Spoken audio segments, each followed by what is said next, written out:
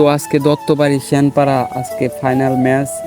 অনেক দিন হলো টুর্নামেন্ট হয়েছে, তারা দুই দল ফাইনালে গেছে। তো আমার সাথে আছে আমার চাচা এবং আছে আরও অনেক বড় ভাই। তো একটা চাচা দেখেন আল বানতেছে দেখার পরে। তো চতুর মোড়ায় কিন্তু মেঘ দেখতে পাচ্ছি। তো কিছু দূর মানে যাওয়ার ক্ষেত্রেই মনে হয় যে বৃষ্টি নামবে। এক বড় ভাই আমাকে বলতেছে দেখ মেঘটা অনেক কিন্তু এগিয়ে আসতেছে আমার সামনে। তো আমি বললাম যে আসো, ছাতি তো নিয়ে আসি নাই, মেঘটা মনে হয় যে আমাদের কাছেই চলে আসছে। তো আমি বললাম যে আসো দেখি, খেলাটা মনে হয় শেষ হয়ে যাবে। তাড়াতাড়ি চলে আসলো। পরে চলে আসার পরে এই দেখতে পাচ্ছি, তো অনেক দিন পরে কিন্তু আমি দেখতে পাচ্ছি স্যালো মেশিন, যা মানে বৃষ্টি হয় না দেখে মানে স্যালো মেশিন তৈরি মানে চালু করছে, পানি দিয়ে ধান কাটতেছে। তো এখন তো কিন্তু আমি দেখি নাই কোনো দিন যে ধান মানে স্যালো মেশিন দিয়ে মানে পানি দিয়ে ধান গাড়ে। তো আমি বৃষ্টির পানিতেই ধান গাড়া দেখছি। তো এবার কিন্তু বৃষ্টি হয় না তেমন। তো আমি আমার চাচা আরও অনেকেই আছে। তো এরা হলো কুটির পাড় থেকে একটা কুটির পাড়ে একটা বাড়ি আছে, ওই জায়গায় কিন্তু আমি উঠলাম। তো ওঠার পরে দেখতে পাচ্ছেন পুকুর, কুটির পাড়ে একটা পুকুর আছে। তো এই যে পুকুরটা অনেকেই আপনারা চেনেন। তো আমি আসলাম কিন্তু মেইন রোডে কিন্তু আমি উঠলাম। তারপরে দেখতে পাচ্ছেন এরা কিন্তু ঈদগাহ মাঠ, দত্তবাড়ি, আমিনপুর, শ্যানপাড়া এবং 3 গ্রাম মিলেই এই ঈদগাহ মাঠ।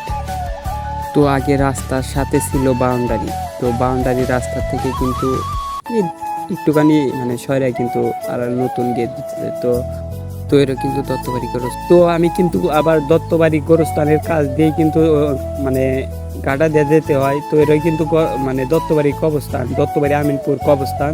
তো এখান দিয়েই কিন্তু আমাদের খেলা দেখার জন্য গাটা। তো এন থেকে মানে গেলাম, এরা হলো আমার চাচা। তো অনেক খেলা কিন্তু ভক্ত, সে আমারে বলতেছে যে খেলা দেখতে যাবা না? পরে আমি বললাম যে হ্যাঁ যাবো। তো সেই কিন্তু মানে আগ্রহ তো বেশি, তার কিন্তু 2টা পোলা আছে কিন্তু খেলার প্রতি অনেক আগ্রহ। তো যাওয়ার পরেই এরাই কিন্তু মানে কবরস্থানের গেট। তো এখান দিয়ে লাশ নিয়ে যেতে হয়। তো ওই যে দেখতে পাচ্ছেন ভিতরে রাস্তা হইতেছে অনেক সুবিধা। তো আগে কিন্তু রাস্তা ছিল না। তো তার পাশ দিয়ে কিন্তু দেখতে পাচ্ছেন রাস্তা। ওই যে খেলার মাঠটা কিন্তু ওই জায়গায় দেখা যাচ্ছে। তো তো কিছুক্ষণ পরে কিন্তু মানে হাঁটলেই কিন্তু খেলার মাঠটা পেয়ে যাব আমরা। তো এই লেগাটা তো তো আস্তে আস্তে যেতে হয়। তো আমাদের মতো কিন্তু অনেকেই মানে খেলা দেখার জন্য কিন্তু আসতেছে। তো ওই যে খেলার মাঠটা, হ্যাঁ আমার আর ভালো লাগতেছে না, মানে কখন যাব এমন একটাই। তো সামনে কিন্তু মানে কেদা আছে, এই যে কেদা। তো পার হলাম, তো অনেকই পার হলো। তো যাওয়ার পরে মাঝামাঝি আসলাম, আসার পরে চতুর সাইডে দর্শকের অভাব নাই। চাইনিজ মাঠে কিন্তু দর্শকের অভাব নাই। তো আমি কিছু দূর মানে তো আমি আগে ভিতরে ঢুকলাম যে দর্শকদের দেখাবো। তো দেখাইলাম। তো রেফারি নাই, তোরা লাইসম্যান কিন্তু আছে, রেফারি এখনো আসে নাই। তো ভালোভাবে কিন্তু টেস্টটা সাজাইছে, এখানে কনসার্ট হবে।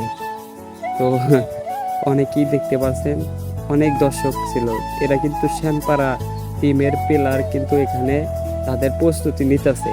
তো নেওয়ার পরে আমি গেলাম যে দেখি কোন কোন প্লেয়ার আইছে, নাম করা প্লেয়ার দেখি। তো মানে দেখলাম কিন্তু নাইম। তো নাইম কিন্তু ভালোই খেলে। নাইমে দেখলাম, নাইম আবার তাকালো যে কি করতেছো ভাই। তো ওই যে দেখেন এরা কিন্তু 2 নম্বর নিয়ে খেলছিল, এর আগে আমি দেখছি। তো অনেক ডিফেন্ডার কিন্তু তো যাওয়ার পরে আবার নাইম কিন্তু সকল প্লেয়ারকে মানে ভালোভাবে খেলার জন্য বলতেছে যে ভাই ভয় করা যাবে না। তো মাঠে তো ঘাটের ভিতরে কিন্তু মানে রেফারি স্যার কিন্তু আসতেছে। তো দত্তবাড়ি স্কোয়াড দেখবো, ভুট্টো আছেন এবং পায়েল আছেন এবং তালহাও আছেন, দেখতে পাচ্ছি তালহা। মাঠের ভিতরে কিন্তু 2 দলের প্লেয়ার কিন্তু চলে আসছে। তো জাতীয় সঙ্গীত কিন্তু তারা গাইতেছে।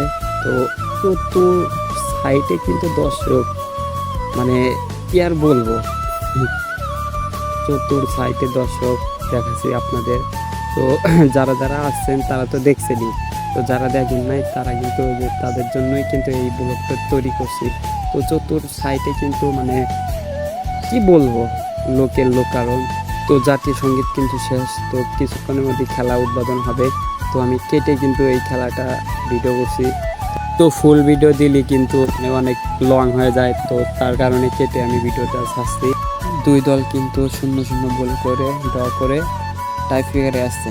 তো টাই ফিগারে আসার পরে তো দত্তবাড়ি কিন্তু পেরেছেন, শ্যামপাড়া কিন্তু রানার চাপ হয়েছে। চ্যাম্পিয়ন কিন্তু দত্তবাড়ি, রানার চাপ কিন্তু শ্যামপাড়া। তো মনিটর 32 ইঞ্চি এবং 22 ইঞ্চি মনিটর দিছি। তো আমি দেখলাম, তো টাই ফিগার দেখাতে পারি নাই কারণ অনেক অন্ধকার, তো দূরে থেকে ভিডিও করা যায় না। তো এই ভিডিওটা কেমন হয়েছে অবশ্যই কিন্তু আমাকে কমেন্টে বলবেন। তো এরকম ভিডিও পেতে আরও আমাকে উৎসাহ করবেন। তো এইরকম ভিডিও আরও দেব। সুস্থ থাকবেন, ভালো থাকবেন, আল্লাহ হাফেজ।